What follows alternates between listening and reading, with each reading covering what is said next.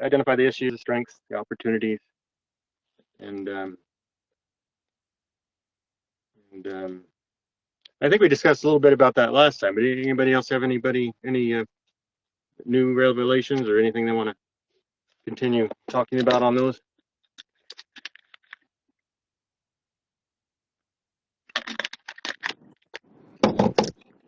Well, you know, Clinton, I said I was going to be quiet, but I just kind of start things off. You know, we had some real exciting opportunities talking to the Northern Nevada Food Bank.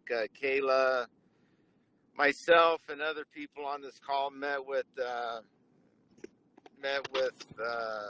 Nicole, the CEO and director of the food bank, and looks like they want to go in with a anaerobic not anaerobic, but an aerobic digester, and start creating some compost. And Kayla's been working with them a little bit to look at the permitting requirements. Anyway, I think everyone's just real excited about having an opportunity really to do something that is really aligned very well with some of the things that this group's trying to achieve. Yeah, so Jean, if you're okay, I can provide some a little bit more back information about that project, some kind of hiccups that I've identified, and then I just want to welcome back Cody. Congratulations to your new baby. I hope everything's going well. But hopefully we can, pick your brain a little bit as well to have some of your expertise and thoughts into this project as well. Does that sound okay, Jean and Clinton? Oh, absolutely. Yeah. Okay. Phenomenal. So as Dean mentioned, several of us met up at the Northern Nevada Food Bank located off USA Parkway about 2 weeks ago or so. And they have a real problem with their food waste. A lot of food that's donated from, like their neighbors right across the street from them, Walmart, they'll get halfway through a pallet of donated blueberries and it's just moldy. They can't use it. So it ends up going to the landfill. Now, I know they mentioned, Cody, your name and a couple others, and transportation is a real problem for them where they just don't have the capacity or funding to transport that material. So they were looking for an on-site solution to deal with the roughly 500,000 pounds of food waste annually. So one of the, I believe it's still the same organization that the food bank located in Idaho, also has one of these aerobic digester machines. And so they've seen some success with it. So there's at least a successful model that they're trying to mimic to see if it'll work here for them. Some of the things that I was looking at on our end is since it is aerobic and not the anaerobic, is looking at the chemistry of the compost it's producing can lead to a couple of hiccups. It may not be a technical compost, and it's more of a digestate, which some states have been deeming a solid waste and not an organic compost. So I'm still, looking into what does that mean for this project on our end? Do we have the authority regulations to kind of go through, just really what does it mean? So I think that's a pretty quick overview. But Cody, I want to know if you have any experience or know-how of what these aerobic digester machines do, or just anything of the sort. What do you know what brand it is that they're looking at right now? Is it an Orca? BioCortec. BioCortec. BioCortec. I have not heard of that specific. Okay. Let me just look it up as I'm talking here. I haven't looked at that exact one. The University of Nevada, Reno was going to be putting in a food digestion system, and it was the fallout from it was costs over time. So the actual costs of install and then long-term operating costs ended up being more expensive than alternatives, even overhauling the material. So really it would just be interesting to look at I would need to get, if you could send me a link or send me some information on it. I'm happy to review it and just look at it based on cost wise, because we can give out, like, for example, just our tonnage rate and hauling rates. And then depending on how much one of those machines costs, a lot of companies were putting in Orca machines which were a biologically active bacteria that would break down the food, and it created a substrate and then also liquid that would just go down into the water system. And that's, I think, something similar to the old university program that was going to happen. And it was actually the sewage bill and the solid waste side that actually got really expensive. And the water usage was actually quite high too. So it really just, really just depends on what it is, what it looks like, what's the cost for install, and then operating costs, just to see what it pays out to be. Okay. Phenomenal. Yeah, I'm more than happy to send you over that information. I don't have the how much it's going to be costing, like overall the long term. They said it's going to be roughly around $200,000 just for the install, but they'll have the return of investment back in about 5 years. So it seems like it makes financial sense for them. I'm focused on making sure that, you know, the resulting product is something that's going to be usable, you know, safe for the environment and public health. Just what is it going to be producing, and what does it mean? You know, I think this is very, very new, and so I think there's a lot of questions around it. Yeah, and I got your link here, so I'll take a look while we're talking about other stuff. The substrate, if it's not thermophilically treated, is what happens to be the biggest concern. That's just where you'll have pathogen issues. So usually what happens is that the byproduct of most of these systems, thermophilic or not, so sometimes you'll have a food waste digestion program that does on-site thermophilic heating. So what it does is it cooks the food waste, but actually all it does is kind of burn it, and then it creates a really, they also again call it compost, but it ends up being extremely high pH, so you can't use it as a soil amendment. And again, it needs to be added or reprocessed. And if this one isn't thermophilically treated, then the end result would more than likely need to be reprocessed. So because you can't spread it on fields, you can't use, just like, you know, that's why food waste is also problematic if you're not processing it. Just to put it into perspective, just at my rate, at just a $200,000 install, you could send stuff to us for 15 years. So again, I think that looking at these alternatives, I mean, like Clinton, I mean, sending stuff to farms, and there are alternatives. What happens is it really comes down to this transportation thing here in Nevada, of just trying to figure out how you can haul food waste specifically, you know, because I get 5 Walmarts and they haul to us every week. All of the stickers are still on them. All the packaging is sometimes still there. We have to depackage the stuff. We have to take the stickers off. The compost is contaminated, but we can process it. But really, I mean, like that, 15 years, you can run a program with us right now. You don't need to do anything. They just need to haul us the material.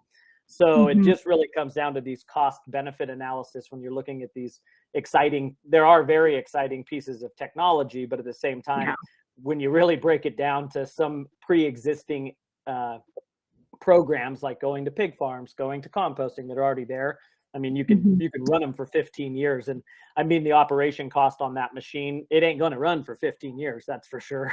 Every tractor I have, you're only going to have a tractor or some type of machine run for, 5 to 10 years before you have to redo it again. So you'll just have to keep putting that same amount of money into it. Yes. Yeah. Oh, I definitely hear you. And I want to just make sure that, we're able to help Nicole make the best decision for her business, sorry. And the food bank had reached out to us in the past too. And again, I think most organizations, when they think of composting, and this is kind of the dichotomy or the thing that we're trying to break, is that composters want the material. And, so since we want it, we can take it for free, but they don't think about those costs of pathogen control, equipment, processing, depackaging, taking off the stickers, selling the product. So then when you put the number out there, they're like, oh, that's too expensive. But then when you look at it long-term and compare it to another solution, you go, oh, actually, that's not that expensive overall. So, I mean, that's why you see that move. Definitely. So, and I think this, this will relate back to the menu of options, as this is an option for managing food waste. There are pros and cons with this method, but I think it's interesting that, we have the opportunity now to, there may be a viable program here, been learning a lot about this whole process. So, I think for food waste, for you guys' menu of options for the food waste category, this will be very helpful, just outlining what all is going to be on that area.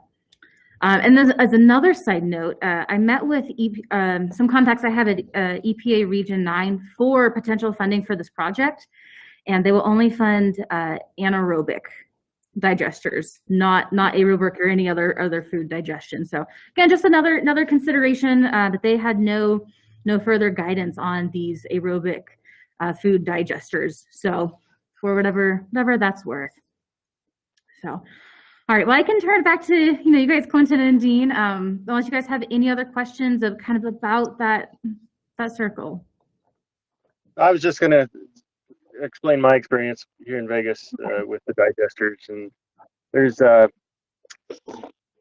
huge outlay of cash for the machine, and there's been several hotels, casinos that have tried this. They've purchased the machine, and then it doesn't last but a year, maybe two, and it's out of there, and they're out all that money, and it just turns out to be a much more expensive way to handle it. So, but it might be an option, or it might be the only option for some people in the rural areas that's the only way they can handle it. So yeah. So in a list of options, I don't know where it would be, where it would fall.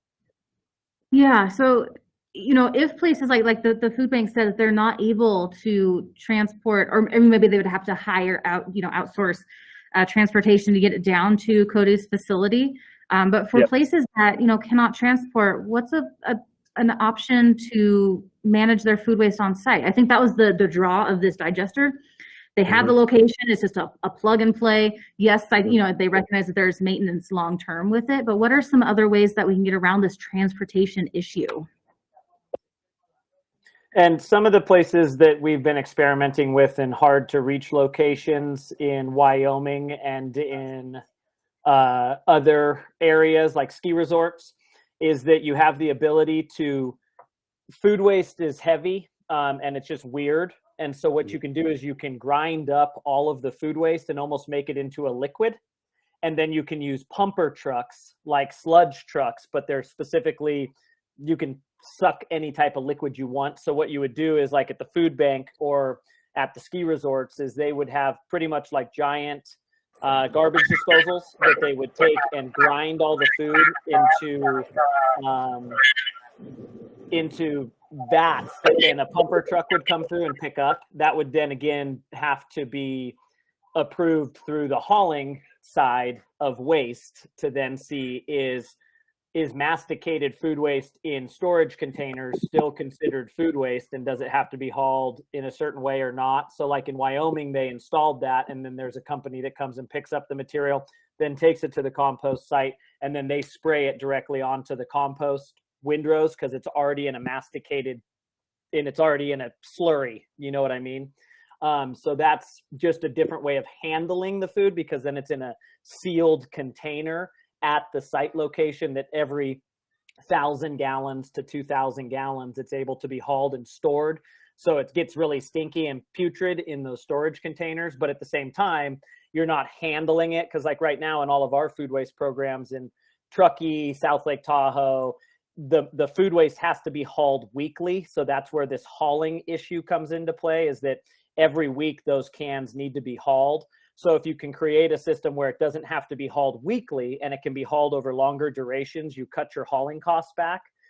So then you don't have to transport as much. So one option is just the way of doing that. And then another one is the ability, rather than aerobically digest the material, which this machine that I just looked at looks really similar to the Orca machines that were very popular like 10 years ago. It's that microbial digestion, but it's not heated. But if you heat the food and dry it, you take out the moisture, which makes it light. So then it also doesn't break down. So in the world of food waste, you have the ability to heat and dry food that would then allow you to transport, and it won't putrefy. It won't, start breaking down and get really nasty if you're heating it.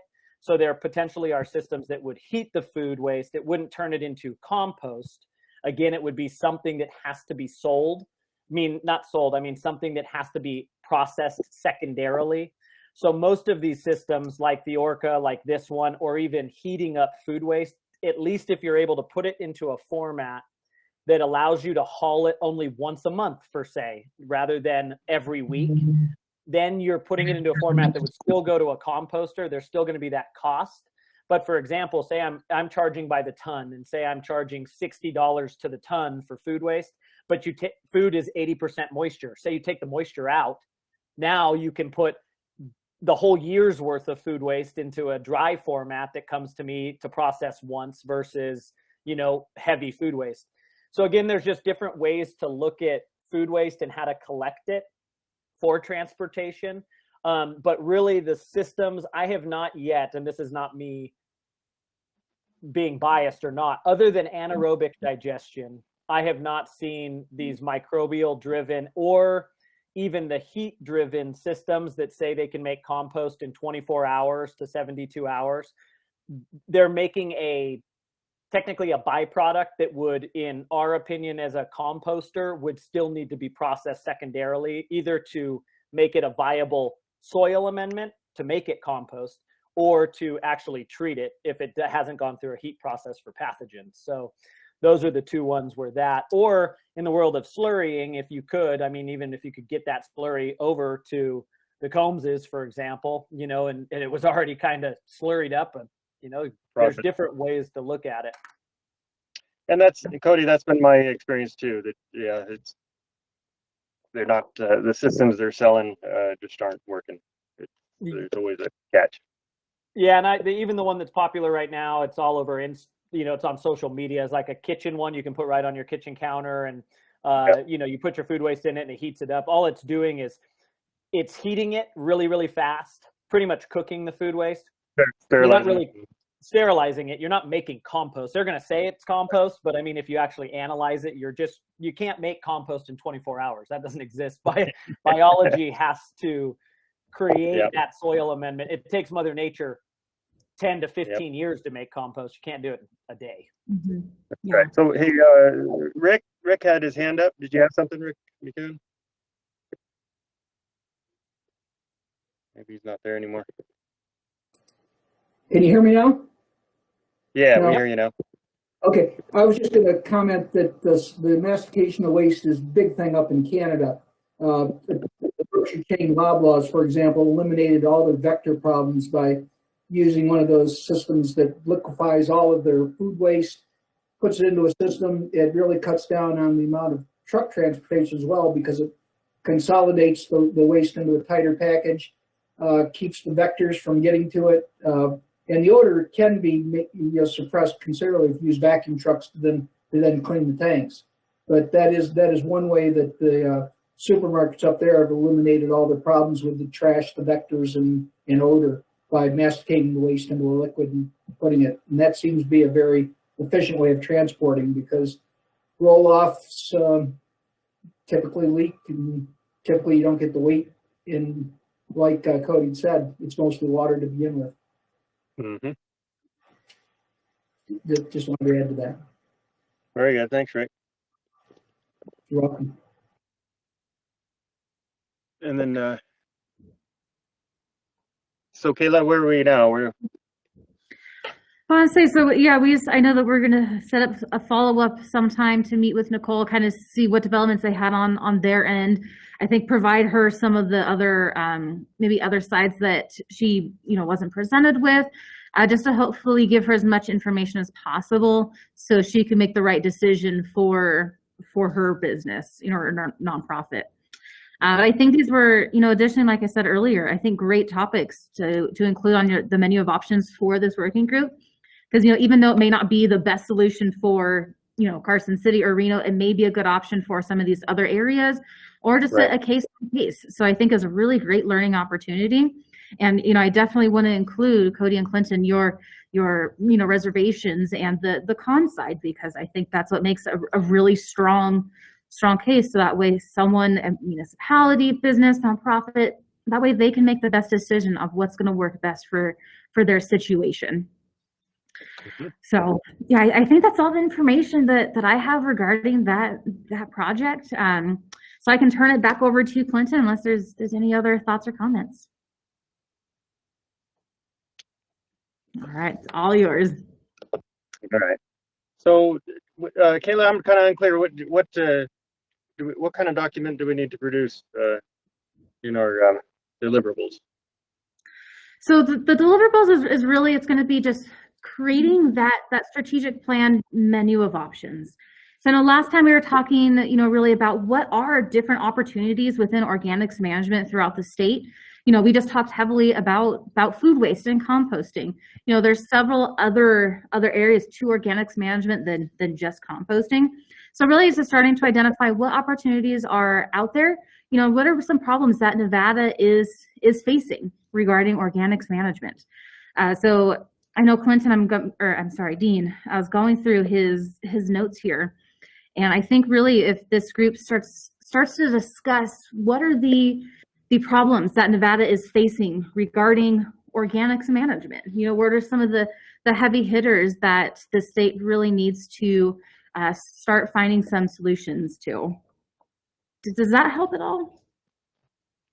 Yeah, that helps me for sure. Okay. So what are some other key areas that you think that Nevada is really lacking in organics management? Or what are some problems that Nevada is going to be facing in the next several years that we need to start thinking about?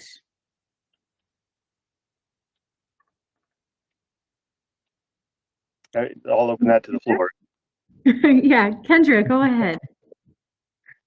Just gonna throw it out there, and probably the processors won't appreciate or agree with me, but I think that developing an appetite for Northern Nevada, developing an appetite for the service would help us, because we've got to bring it up to scale.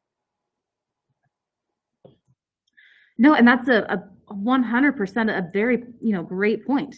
It's if Waste Management is going to offer a service, spend a whole bunch of time developing the service, and no one is going to be purchasing it, then it's a total waste on your end. So I think that's really a key thing that should be included in the menu of options. What are some different ways that you think Waste Management would be looking at developing service-wise in the next several years that you would want to generate customers for?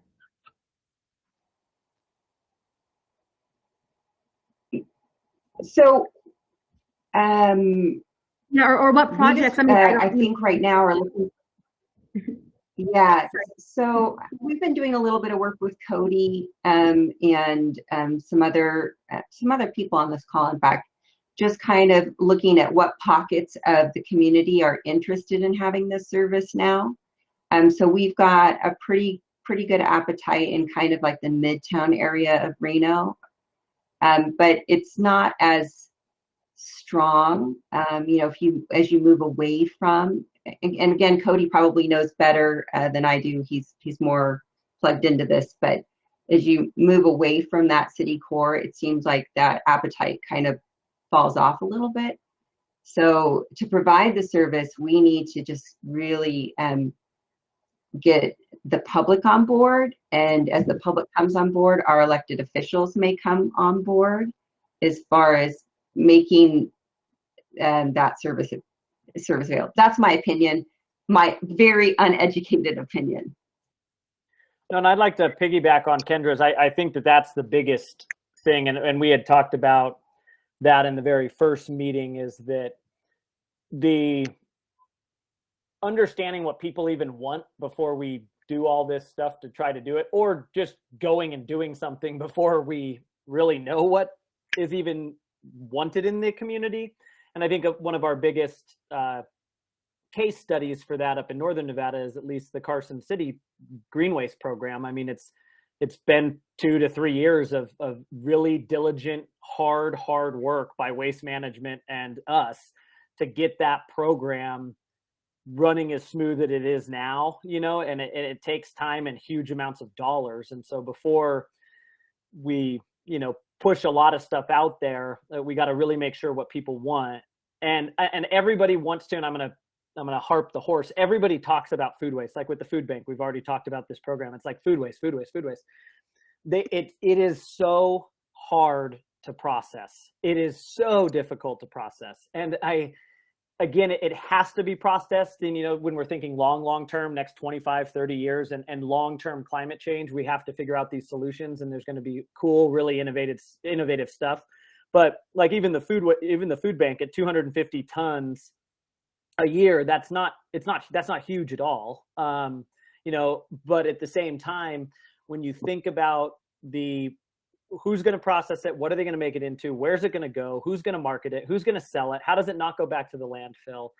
The programs have to be really thought through, and to figure out what the market does want. There's the lowest hanging fruit that I think that are out there, that could be a potential and ways to do it. And really, like with Kendra, you just got to see what it is first, before you just go out and, especially food waste. I'm just going to keep harping on that because it's so gnarly. Okay. And what will the market bear, right? I mean, you can't make this too expensive. Nobody will participate. So. Exactly. So Kendra, I know that you said that, you start developing the appetite for these different services, but once you kind of exit that midtown, more of the urban areas, you start to have a decrease in interest and appetite. Is there any data that you're lacking, or any information that you'd want to know about what would make a service more where people want to have that service, or why are they apprehensive towards having these different services? Yeah. I know that with the stakeholder group in general, trying to see, is there a lack of data that we need, or is there a certain data set that we need to acquire to help make these decisions moving forward? So first of all, agree 100% with Cody on the food waste thing. Everybody thinks food waste, but really we're getting a lot more benefit from green waste. So I'm going to fall back a little bit on my communication roots here and say what we need to do is focus on how does it benefit you. And one of the biggest benefits we're seeing in our area is fire mitigation. So if we start to target that green waste, green waste solutions for fire fuel mitigation around the edges of the community, we can start to push it out that way, especially as our community grows. I don't think most people are influenced by data points, because data points can kind of be interpreted however, numbers are numbers, and not everybody likes numbers. Some people do, not everybody does. I want to know how you're improving my life. So maybe we can work on some messaging around that, or something similar. Yeah, that's a great point. And I'm highlighting on my notes here. I think that fire mitigation is going to be, another key point in this, organics management. That is something that is a threat to this state, most definitely. And if you can, work that into how's it, a way that we can manage the organics within the state, and also pull in the forestry side. So, okay. And for the biggest bang for the buck, just from, again, I'm so into the composting thing, but I am also looking into energy, and our company is looking highly into energy management as well. With forest residuals, carbon, woody-based materials, with green waste, there's larger opportunity for multiple subsets of recycling to composting to energy generation. And there's so much of it in our area. So if there's the ability to, like right now, there's a $1 million wood innovations grant in Nevada right now, just to figure out what to do with wood, because there's so much material coming out of the forest. There's so much green waste. So there's money out there, and there's a lot more low hanging fruit that could be tied onto. And like Kendra said, back in the day, we used to call it compost your combustibles. And through partnerships like with Waste Management, with KTMB, I had a meeting with KTMB and just was chatting about kind of programs that we were working with Kendra on with some Reno City Council members, drop-off locations. Really what's going to push people is rather than pushing programs and forcing people to do something, is having opportunities for people to do something. So if we can figure out where the dollars are for people to, on the weekend, X month, X day during the month, to come drop off or have a compost your combustibles program, have the right nonprofit, for-profit, the dollars to back the program so they're not just a one-off type program, then everybody in Galena, I know that the Tahoe or Truckee Meadows Fire collects all of the fire residuals from Galena, and every year at some point they collect all the material and it goes somewhere. So just like Kendra was kind of saying, I think that if we pinpoint kind of smaller programs that have backing of people, volunteers, to figure out how to collect it, how to collect clean material, figure out where that material is going to go, if it's going to go to composting, or even it's going to get chipped up and reused, like KT&B when they chip up the Christmas trees and you can reuse it as mulch. There's many different ways to look at these materials, but really it's the sustainability of the long-term program that all players involved are there and they're going to be there, so just like even with the food waste digester, like Clinton said, is that you put it in, you spend 200 grand and then you take it out the next year because you didn't do X, Y, or Z. So, I mean, really it's that long-term sustainable program. And there's a lot of programs that are in existence that we can case study off of, or opportunities to offer services to people where they have to do the work. Because once you have to do the work yourself, then you're only going to get the people who are most excited about it. It's going to be, I'm going to take my leaves to this location because I want it to go to composting, versus I have to collect my leaves, so I'm going to put my trash in it, so that's that different mindset in the community where we could develop those with these partnerships.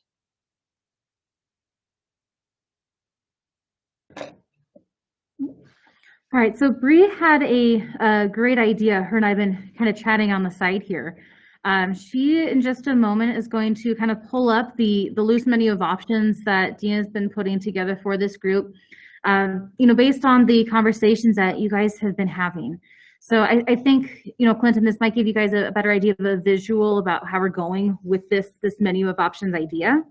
Yep. And then, perfect. And then, yeah, as another shout out for our, do I still have you guys? Okay. Yeah, you're cutting in and out, but So we're getting all of these.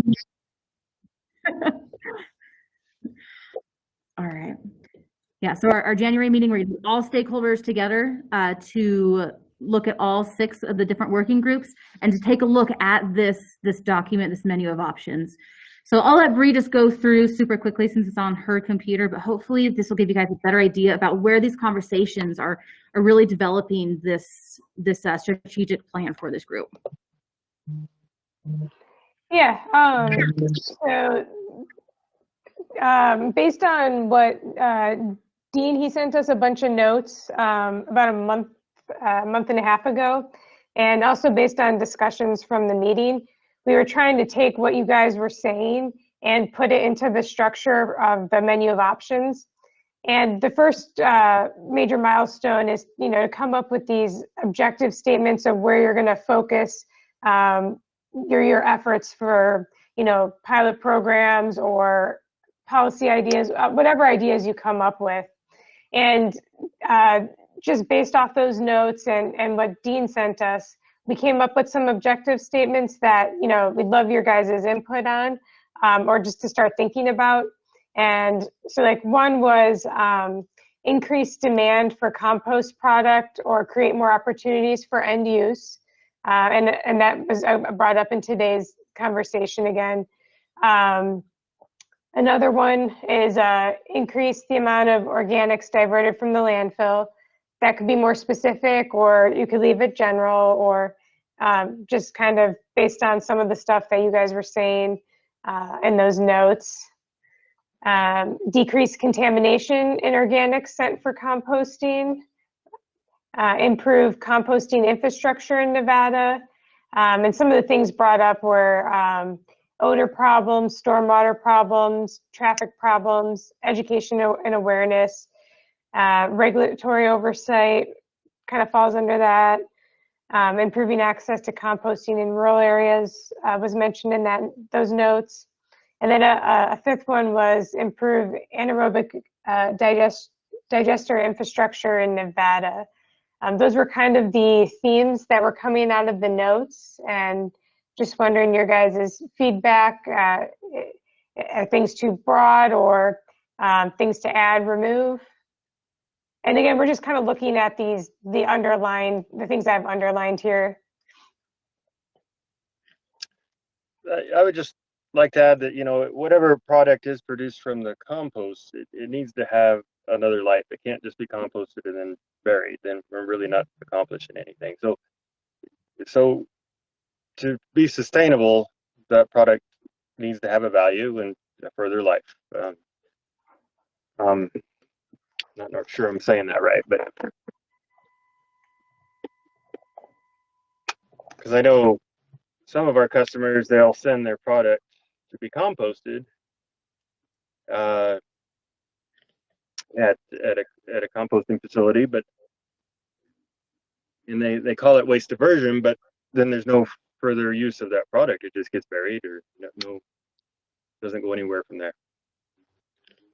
So it'd be nice to have. I'm sorry. I was just gonna say, would you say that would fit under this increased demand for compost product, create more opportunities for end use? There you go. Yeah. Okay. Okay, good.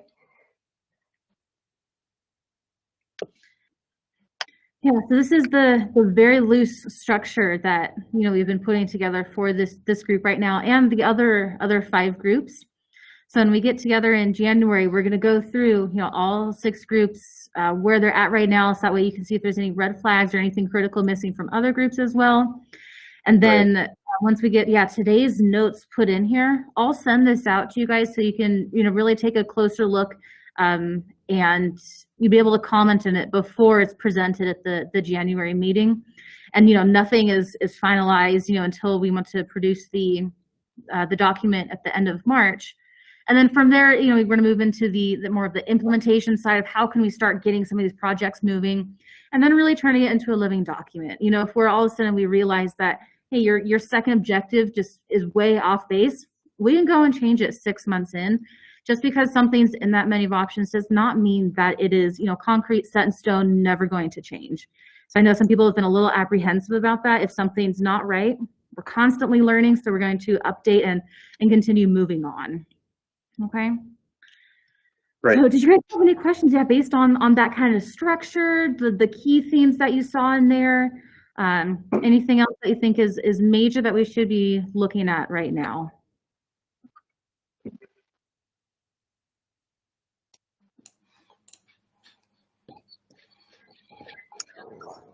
Hi, this is Jennifer. Kayla, this is Dean. I'm sorry. Go. No, it's Sorry, okay. Kayla. Go ahead, Dean. Oh no, I was just saying, just kind of following up with, you know, with folks' ideas and stuff like that. If maybe you could jot those down and send them to, you know, Clinton and I, as you know, you're sitting home at night over, you know, a cold soda pop or whatever. Something comes to you, certainly. You know, if you could send that to Clinton and I, so we can put this, help craft our next installment of our deliverable to the state and the menu of options.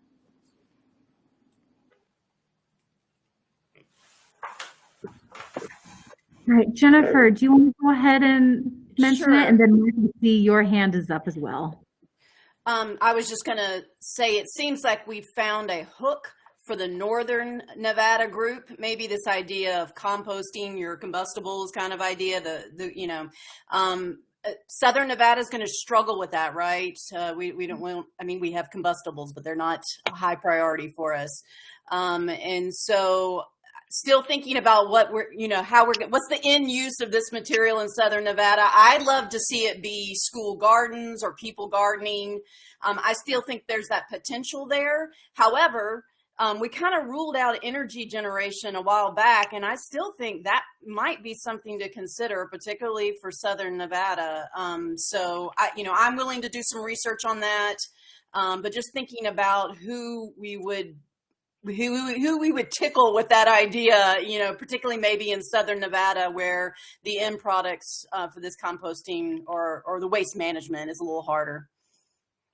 And just a comment on Jennifer's is that because I was on a group last legislative session for Southern Nevada, just looking at food security. So composting was coming up heavily because Vegas is just such a big area with not a lot of places to grow stuff, and it's really tough to grow stuff. So utilizing the connection with Amargosa Valley, where all the farms are, looking at that connection, and getting quality made compost products, and primarily driven by food, but with Clinton in the mix here, because you take a lot of it, is to make sure that there's quality materials getting put back into the environment in some type of fashion, either to grow food from a plant perspective or feed to food that we're going to eat, so we have some more type of localized community. I think that, just like you said,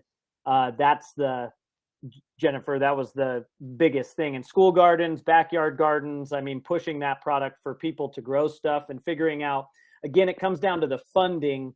If it is going to be driven almost by more of a nonprofit arm, is just to figure out where the money comes from to process it, get it back to those school gardens. So like up here in Northern Nevada, we do about 30 to 40 school gardens, and we're able to, because we subsidize our donation program to the school gardens by selling enough product to other people that pay for it, so you got to work both sides to make sure you can be in it. And I know up here in Carson City that the Carson High School is in the process of trying to figure out more of an education-driven composting program that's actually run at the schools itself. So for much more of a smaller scale program is school recycling their own food to create it into compost or soils that can then grow the food again.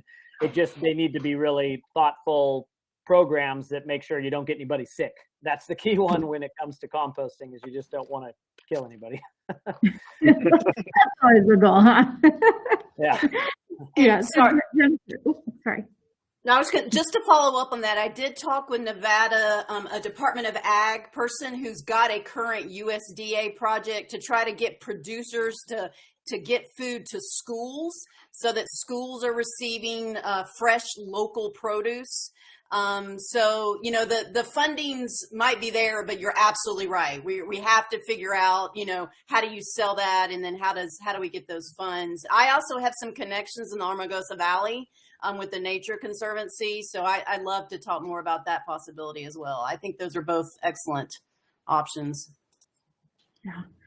Wonderful. And I don't want to lose your point earlier about, some of these options may not be viable down in, the southern part of the state, with energy generation. If that's an option, we can have it on the menu of options and just outline a little bit. So if you want to send us some information, something that we can include, it's, just because it's not going to work everywhere doesn't mean it won't work for someone. So yeah, if I'll take you up on your offer, if you want to send us a little bit of information to see, who this could be potentially viable for, that might be really helpful. But Mark, let's go ahead. Yeah, what were your comments here? All right. Well, yeah, good discussion. One of the things I was thinking about, I think the document that you showed earlier talks about increasing our reuse of green waste and diverting it from the landfill and stuff. But I think we're already doing some of that. I think it's important that we collectively document what those things are that we're already doing and how that those things are being reused. Cody mentioned, our Christmas tree recycling, which is coming up. I don't have a number of, how much weight that is. I know we collected 10,700 trees last year, and we mulched those up and then respread them around in the parks and open spaces for weed abatement. And eventually that it will end up going back into the soil and replenishing the soil. But I think that's an important part of this. As far as the education component is for us to kind of show what's already being done so that people see the value in it, to kind of progress, what we're already doing a little bit further, but then get into some other areas. So that I'm more than happy to send some information in so that you can kind of start compiling that. Like Jennifer was saying, things that they're doing down in Southern Nevada. I think we should do that up here. Cody, you've probably got some good data.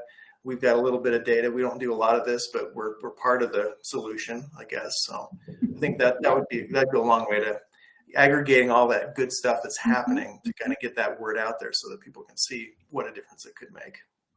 Yes. I keep talking. I don't want to talk as much, but I keep talking. Is that I think that's perfect, Mark. And I think a huge one, I think this goes to Kendra, to Mark, all of everybody. We're as private and nonprofit, we work so hard at trying to brand and market and just showcase what we do as companies. And, you know, a lot of the time that's just on us, you know, and Clinton, I mean, everything that we do from a green side, there's so much stuff that's already done. And like me, just to get into the paper, you know, we were in the paper and Dean sent that around for the Northern Nevada Business Weekly. I've been sending that same press release around for the last 7 months to every paper on the planet. And nobody puts it up there. So it's like, Nobody picks it up. Yeah. So that's the thing, is that if there's the way to showcase some of this stuff to really get the community excited, because then it's through the community that's, you know, these next programs and the ideas that we want to do, they need to be on board. If nobody else is excited, just like Kendra said, if nobody's excited, then the programs get horrible. You know, that's when people try to offload their batteries onto a composter or shove them over to Clinton. You know, you're getting stuff that you don't want because people don't care. So we've always called it the we care. We're going to care if you care. And so that's the thing, is how do you get that mindset of everybody being so excited? Because it is so cool what we've already done and what can be done. It just needs to be, you know, that thing. So maybe there's help somewhere in this menu of options of just helping market what we're already doing, what KTMB, everybody knows about the Christmas thing, but at the same time, how much CO2 did that pull out? You know, what did it do there? And get out into every other avenue and paper that we can. And so, hey, you guys are so cool. Yep. And that's there's been a lot of progress in the education and outreach working group that Bree also oversees. And to give you guys a little insight into what they're working on, is they're going to transform the Nevada Recycles website to more of a sustainable Nevada website, just to get this information out to the public all together. So that way we can bring, you know, KTMB's information and put it out there and broadcast what's going on. We can have Cody, your information, Kendra, anything from waste management, anything, you know, from Clinton's facilities. This can be a centralized spot where we can start emphasizing all these different programs that are going on and try and get that universal messaging. So I know that they're doing a lot of work into trying to get some more education in it and outreach, the name of their working group, different ways to get this message out into the public. So that's one way that they're going to try and start marketing, is they're going to just completely revamp that Nevada Recycles website to be a more usable, more functional website. Is that something that you guys think will help what you guys are talking about right now? Certainly. Sure, yeah. Driving people to one site rather than a dozen is always a lot easier to get the information out.